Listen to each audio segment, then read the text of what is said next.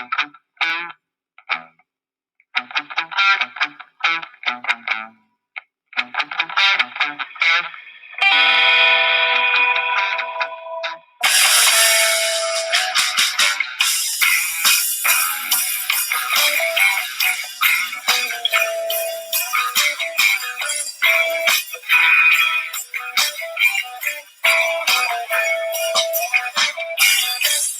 try to take the high road. I try to make my own. I'm walking with my bare feet and feeling every stone. I walk the narrow. I walk the line right through the door. I walk the tightrope, but I'm just like I was before.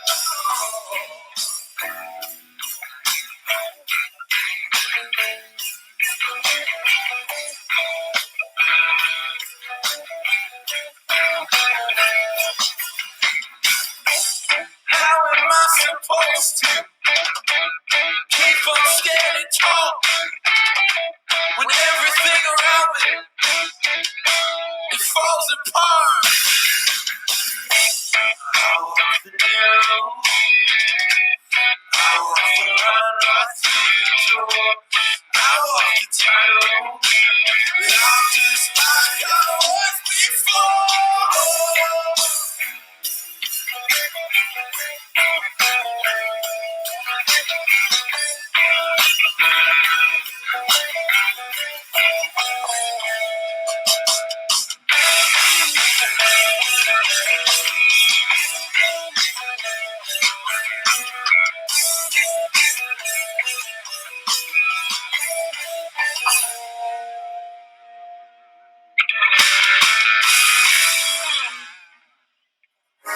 That song you just heard is called 220 by the band Colony House. And what I really like about that song is that it's loud, it's chaotic, and it sets us up for the start of today's new series. Welcome to the Ridge Community Church Online. My name is Nathan.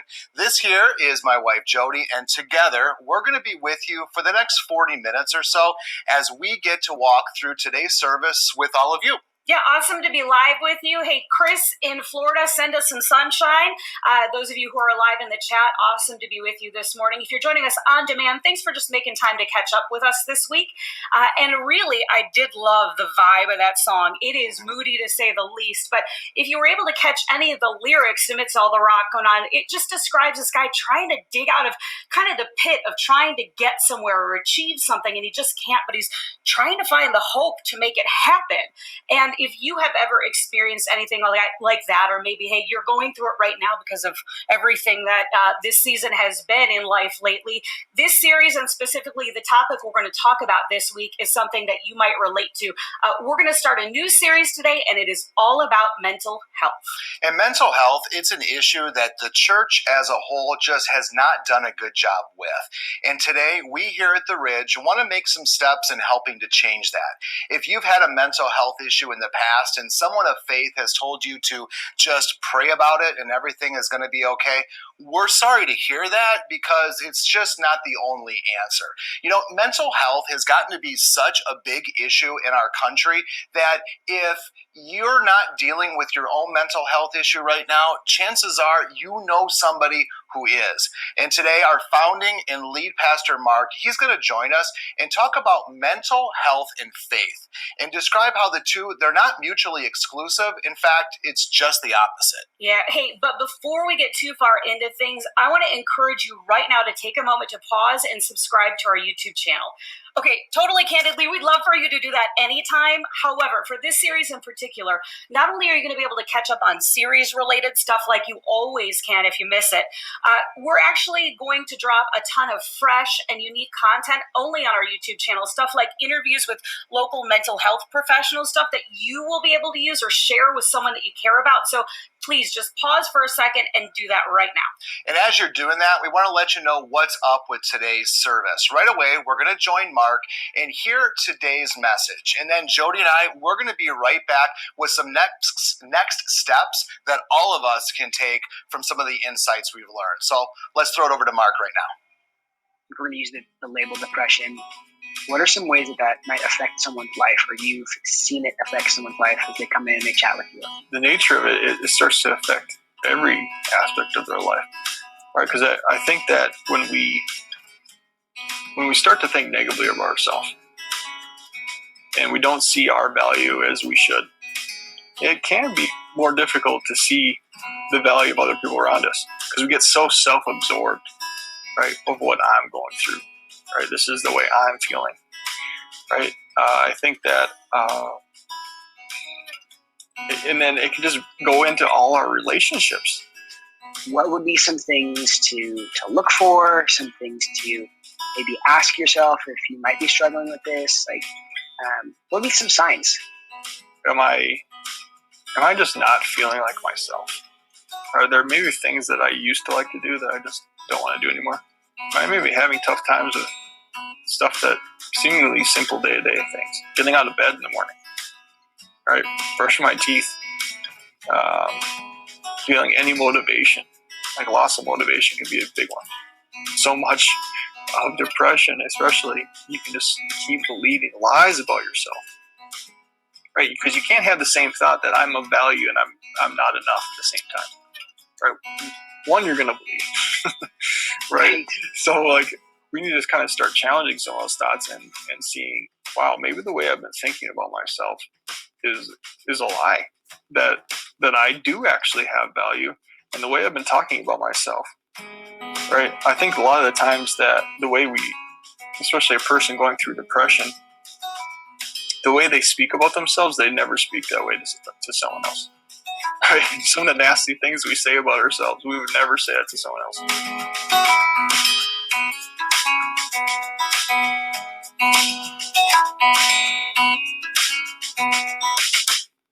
Every once in a while, something will happen with one of my kids that as a parent, I know I need to address with them.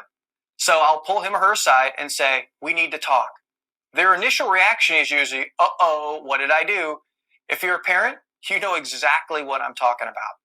But my reason for wanting to talk to them about it is not because I want to discipline them from what they did, even though it might mean I need to take away technology for a time. Instead, I want to talk to them about it because I want them to know that we don't ignore or run from difficult topics. We deal with them by talking about and through them. That healing, growth, and freedom come when we're willing to talk about it. Today, we're beginning a new series that I believe is going to be very impactful for us, called Let's Talk About It. Over the next 4 weeks, we're going to talk about something that impacts every single one of us, whether personally or someone we personally care about. We're going to talk about mental health. One of the biggest long-term effects of 2020 is the impact it has and will have on our mental health. Approximately 20% of Americans were wrestling with mental health related issues, and this was pre-COVID. But because of COVID and the other challenges of 2020, that number is over 30%. And with students ages 11 to 17, it's even higher. Depression meds alone are up 300% and increasing. There are a lot of reasons we're doing this series, but one of the primary reasons is that for some reason, there's a stigma attached to mental health in the church. There's this mindset that if you follow Jesus, you shouldn't struggle with any of that everything should just be okay all the time. I want you to know this is not a faith issue because it's not a sin to be sick, whether you're sick physically or sick in some other way. That means sometimes it's necessary to be medicated for things like depression. If so, it doesn't mean there's anything wrong with you or your faith. So I want you to know up front, it's okay not to be okay. That every local church is filled with people, starting with me, who are messed up. Some of us, we just got in the hospital a little bit ahead of you, but we're all dealing with something, and we're letting God work in our lives. So I want to say to you, as I say to my kids, let's talk about it. Because I believe the local church should be the safest place to do that. Otherwise, we'll just hide it and continue to feel shame about it. And that's when all sorts of problems come in. Let me give you another reason why we need to talk about it in church. Because God is not silent on this topic. No stigma from God. He understands that by talking about it, we're actually inviting him into it. And when we invite God into anything, we discover true hope. Today, we're going to talk about the number one mental health problem in the world. Everyone either deals with this or knows someone who is. I have personally battled with this, and people in my family are battling with it. So this one hits really close to home for me. We're going to talk about depression. Let me give you a definition of what depression is.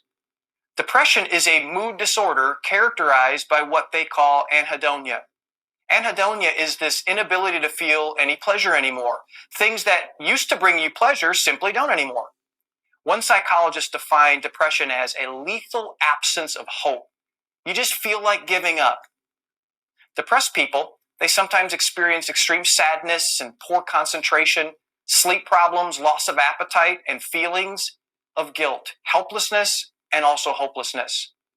When I first read that definition and the symptoms we experience from it, I realized that every one of us are somewhere on this list, that all of us deal with issues of depression from time to time, especially because of all we experienced in the last year. One of the things I love about the Bible is that it's filled with real people who wrestled with real problems just like us.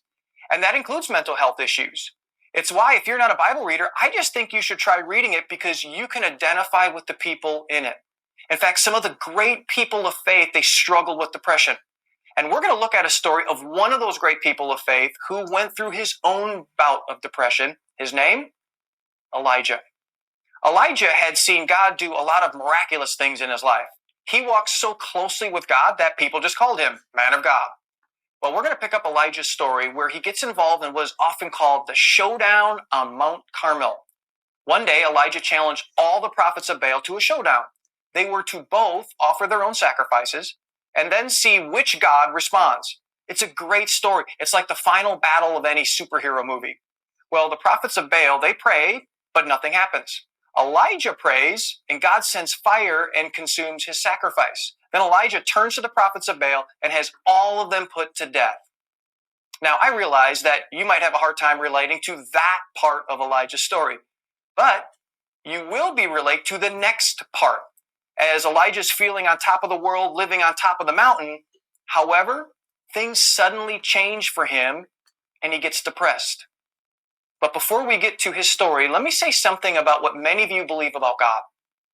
Many of you think if we're where we're supposed to be with God, we're always going to be on the mountaintop. Things should be easy.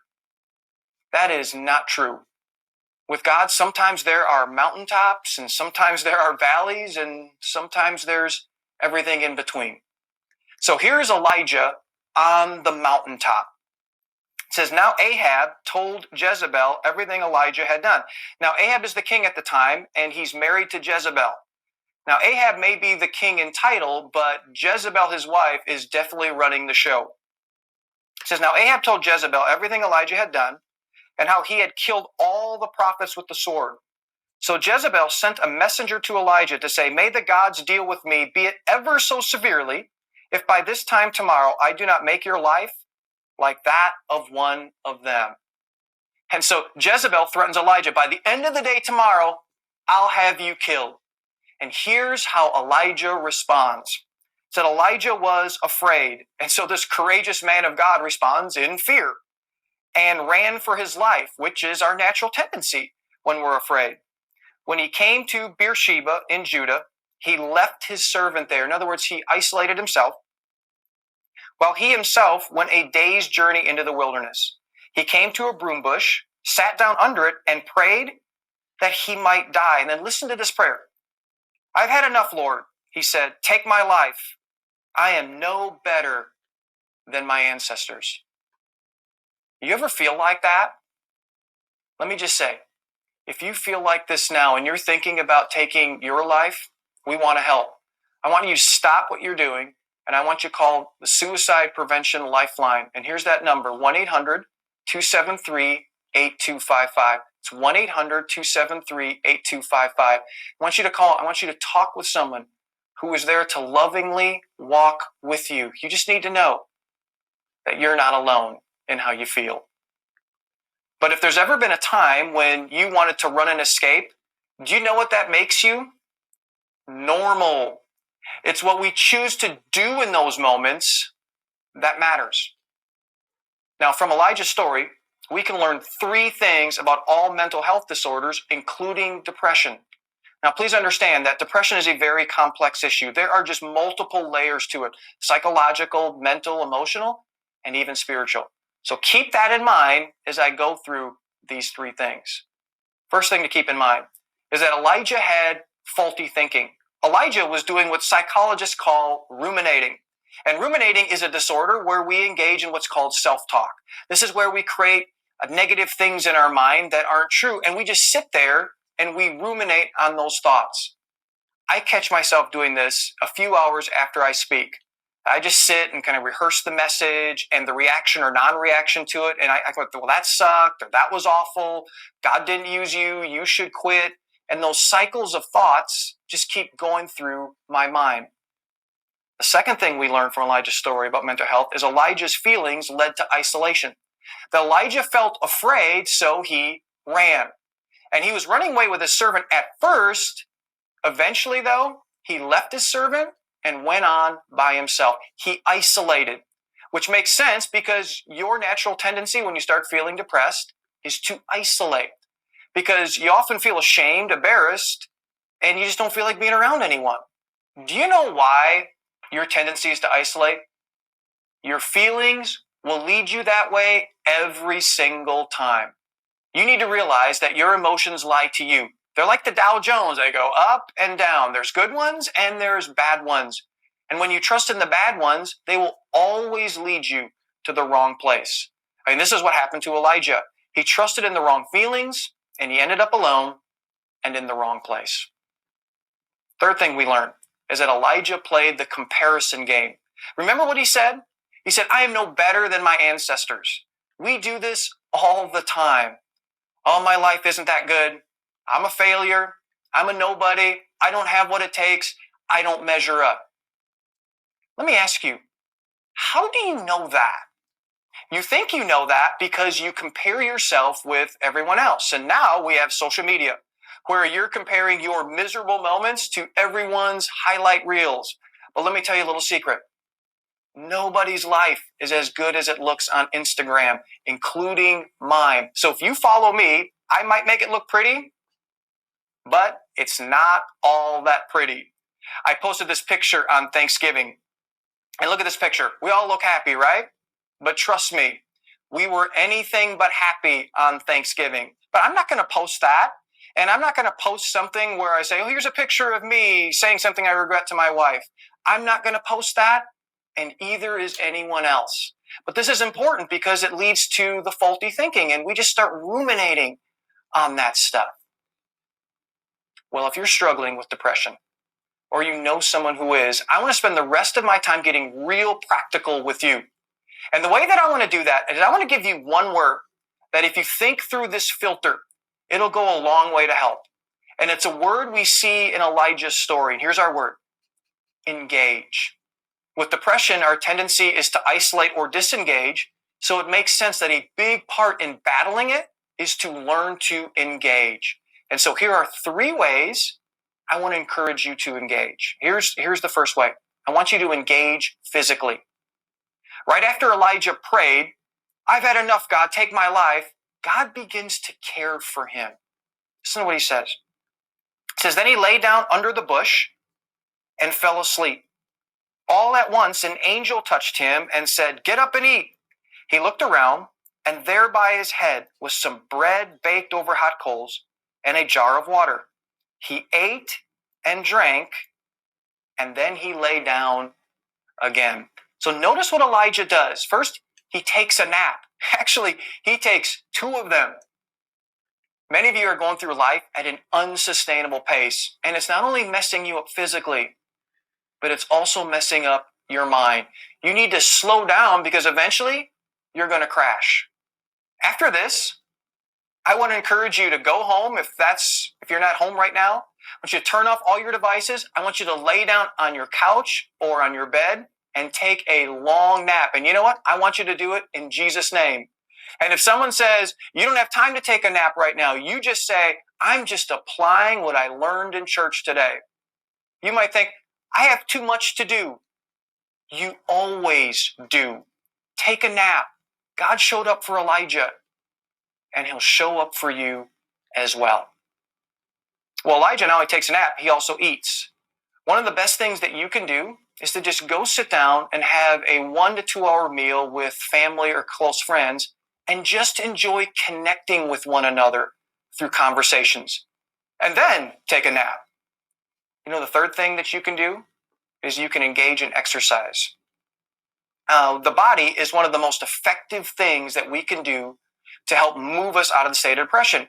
Recently, there was a study done where they took a large group of people who struggled with major depression. And then they took this group of people and prescribed 20 to 30 minutes of walking each day. I mean, that was the prescription.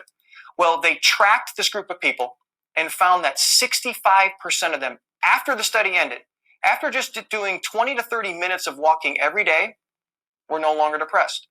Is it a silver bullet? No. Again, because depression is very complex. But just that one thing of engaging the body and getting the blood going went a long way to helping. So first thing I want you to start doing is I want you to start engaging physically. The second thing I want you to do to engage is I want you to engage your mind in what is true. Literally, think about what you think about.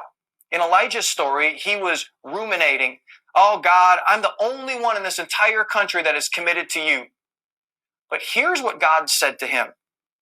He said, yet I reserve 7,000 in Israel, all whose knees have not bowed down to Baal and whose mouths have not kissed him. And so Elijah is ruminating, oh God, I'm the only one. And God responds back, actually, Elijah, that's not true. There are 7,000 just like you. Now, this is so important because we need something to counter our faulty thinking.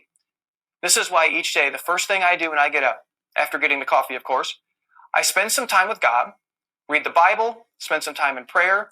I start my day filling my mind with truth. Here's what Jesus said about the importance of filling our mind with truth. He said this, then you will know the truth, and the truth will set you free. See, according to Jesus, here's why truth is important. Because truth leads to freedom. I have a counselor friend who, when I talk to him about my ruminating issue I referred to earlier, he'll say this every time. He'll say, Mark, I want you to grab onto what's true. Ask yourself what's really true. Every time I do that, it breaks the cycle of self-talk and I experience freedom from it.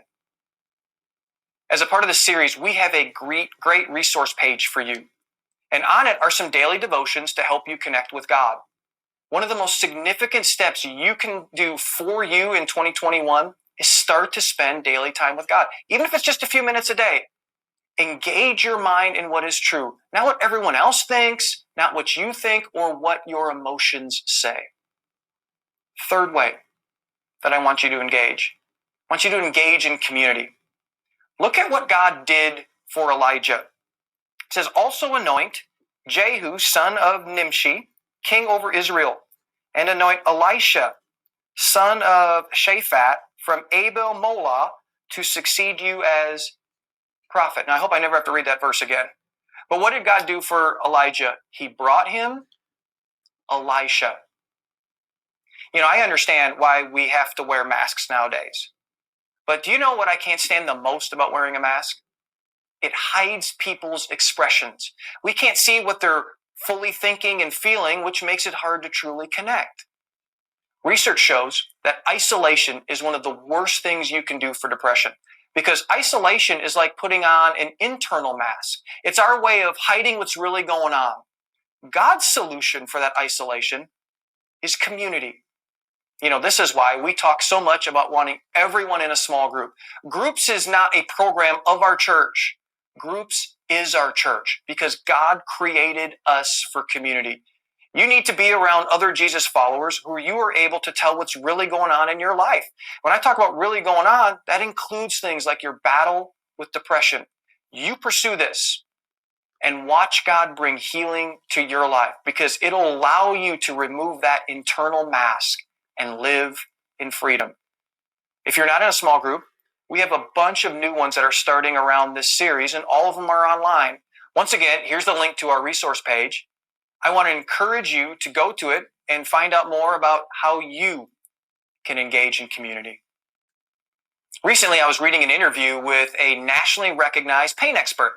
This person works with patients who experience chronic pain every single day, who on a pain scale from 1 to 10, with 10 being the highest, these are patients on the 8 to 10 range. So he works with patients with very difficult circumstances. During the interview, he was talking about how he can provide medications and physical therapy and some treatments to help their body, and all are important. But then he was asked, what's the most important thing that you do on the pain side? And do you know what his answer was? It might surprise you. He said, the most important thing I do is to make sure I don't destroy someone's hope. If I destroy their hope, I lose them. I don't know what you might be dealing with right now and the ripple effect of everything from last year. Either you or someone else is dealing with something. I don't know what it is, but I want you to know there's hope. That God understands, God cares, and wants to walk with you through it. And so do we. That's the beauty of the local church. When you feel like giving up and losing hope, we're all here because none of us has it all together. We're all here to keep each other from losing hope. Let me pray for us. Father, I thank you that we can come to you with our brokenness, our messiness, our struggles, whatever that may be. And you welcome that. And not only can we come to you, that we can invite you into it. And so, Father, I pray that whatever we're dealing with right now, that whatever it might be, whether it be depression or some other mental health related issue, that our beginning point as we kick off the series would just be being open and honest with you and inviting you into our struggles. God, our tendency is to just kind of isolate ourselves because we're embarrassed, we're ashamed, we're afraid to let anybody know, and even you, God, what we're dealing with. And so I pray, God, we take this first step with you. And then, God, we would take this second step and be open to letting someone else in instead of isolating, engaging with others as we walk through this, and so they can walk through it with us. Father, as we kick off the series, I pray for the next couple of weeks and the journey that we will be on. God, some of us, this is going to hit close to home because these are things that we are really battling with right now. But Father, there's also for others, it's not going to be us. It's going to be those that are close to us, those that we care about. And so, God, may we have the courage and we have the wisdom to walk with them as they battle through this. Father, thank you that we get to do this together. Thank you for the local church, that we're all struggling, messed up, works in progress. And I thank you that's exactly the way you like it because you do great work. Thank you for our time, and we pray this in Jesus' name. Amen.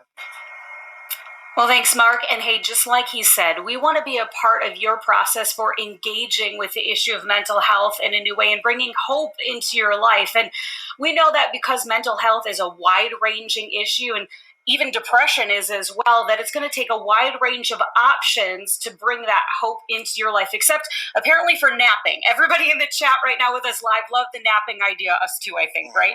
But our team tried to curate an entire list of different options to hopefully help you find something on that list that will connect in a new way and ignite this topic and your faith in a new way to bring you hope throughout the week. So pick one of the options we're going to list in the next several moments, and again, engage with that in a new way this week. The first thing we want to mention is that if you are dealing with suicidal thoughts, or you know somebody who is, take a pen and a piece of paper and write down the number that you see on your screen right now. By calling it, you will be connected to a suicide prevention hotline that will give you immediate access to the help you may need or the help that someone you love may need. You see, there's nothing that Mark can say, Jody, or myself that would be any better than you all calling that phone number and getting yourself out of danger. Absolutely. Now, for those of us who are outside of an immediate crisis, but still struggling with mental health in some way, shape, or form, or maybe you know somebody who's struggling and you really just want to step into their world and understand them, support them in a new way, help them get rid of the stigma that can sometimes be associated with this issue. For you, we invite you to join this small group we're going to be hosting. It's only 4 weeks long. We'll meet once a week on Zoom.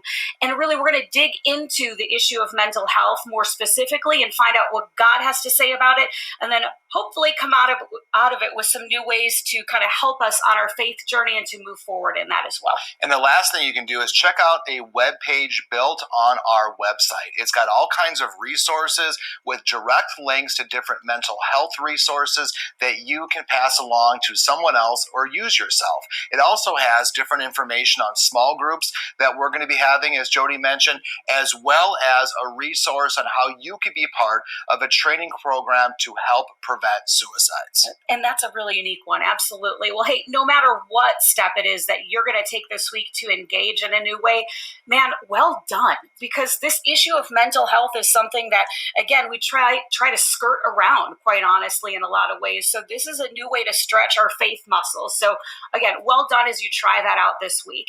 Now, for those of us who follow Jesus, another really big step in a lot of our faith journeys is being obedient and trusting God when it comes to our finances. And if that's new for you, we want to invite you in to try this for the first time. If you're a guest today, please just take a pass. But if you do consider yourself a follower of Jesus, man, God can do amazing things in you and through you in your faith journey when you do this. So we invite you to try giving digitally like we do. Mm-hmm. And we want to let you know, too, as you're preparing to give your offering today, that we're going to be closing our service today with a song from our band that's really a great send-off to our week that positions us with the hope that God has given us that Mark talked about. So right now, let's bring our gifts to God. And as we do that, reflect on all the blessings that He's given us.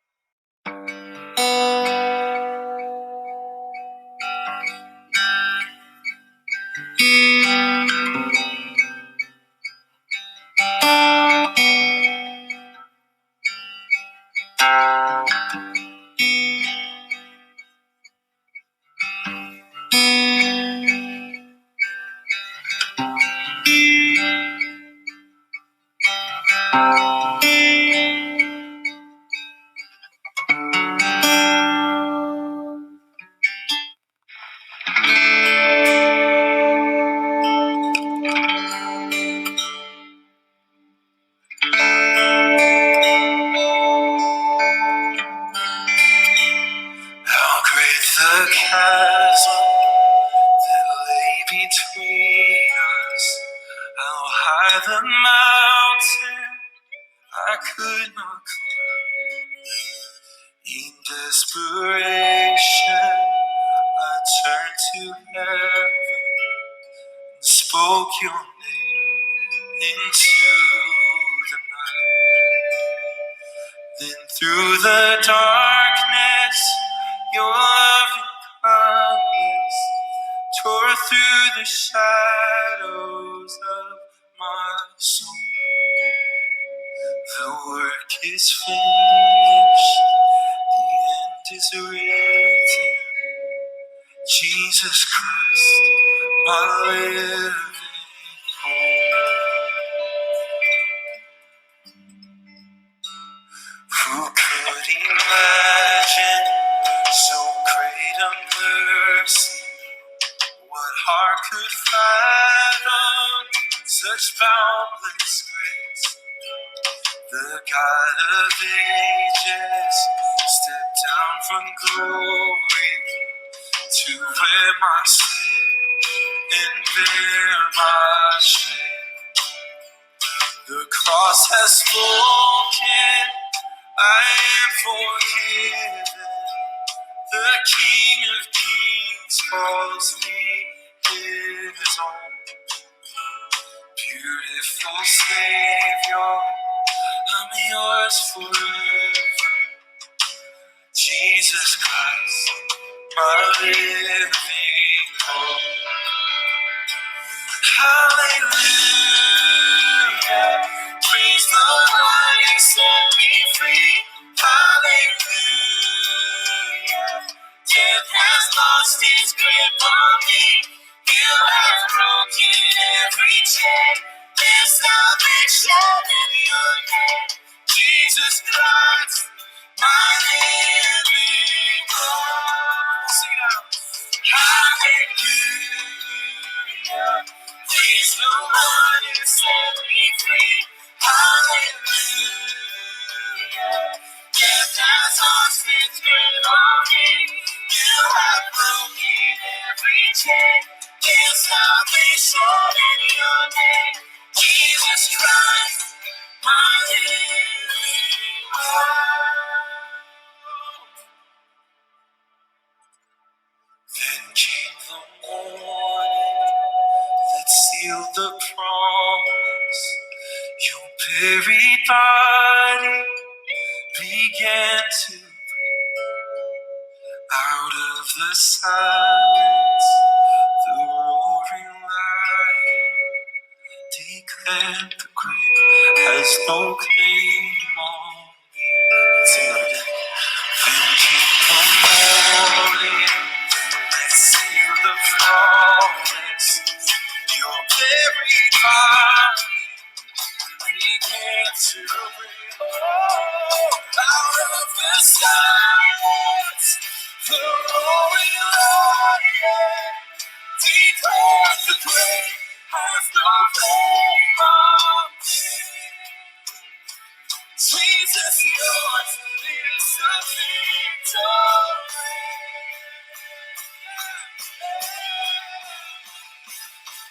Hallelujah. Praise the one who set me free. Hallelujah. Death has lost its grip on me. You have broken every chain. There's salvation in your name. Jesus Christ, my living word. Hallelujah. Praise the one who set me free. Hallelujah. Death has lost its grip on me. You have broken every chain. There's salvation in your name. Jesus Christ, my living hope. Jesus Christ, my living hope. So God, you are my living hope.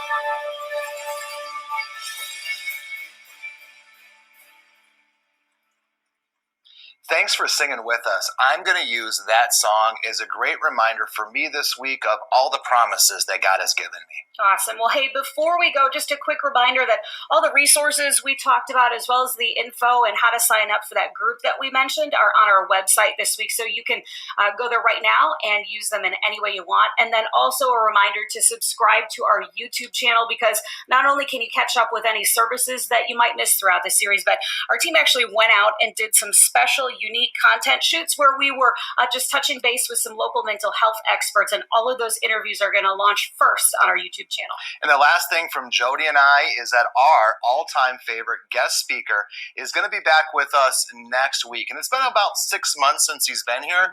Mike Bro will be here talking about his personal story in writing a book about addiction and how God helped him co-author the entire thing. So it's only here. It's only next week.